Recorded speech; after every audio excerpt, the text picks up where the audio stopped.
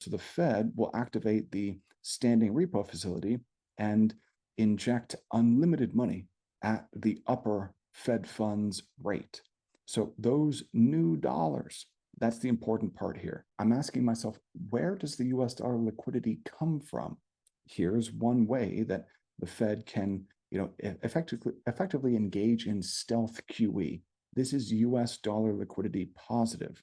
So the Fed prints an unlimited amount at that upper rate, so that those hedge funds can continue to run that trade and they can finance the government. And this is US dollar liquidity additive. So that means Bitcoin potentially could benefit from that. I thought that, as I've been reading through that article of Arthur Hayes's, several times to really start to understand this stuff a little bit better, the way that this plumbing works, I sort of think, well, this is kind of like flash loans in DeFi, right?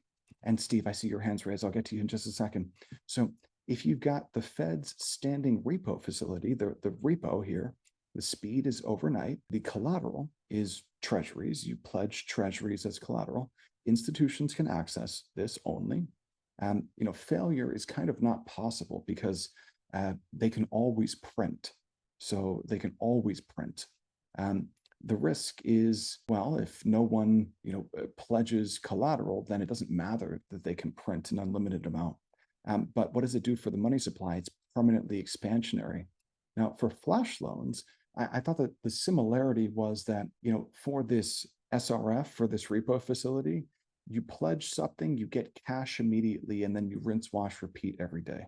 I thought that was kind of similar to the way that you can use a flash loan to do something similar. So I just wanted to put that in there a little bit. Yeah, Steve, go ahead, man.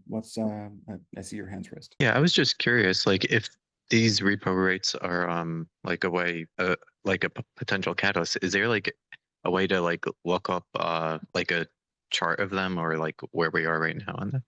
Yes, yeah, there is. So in Arthur Hayes's article here, you see this. Let me zoom in.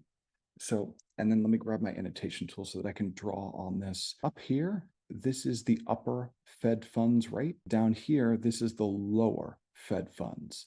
And then this magenta line, this is the SOFR. So you see there in magenta.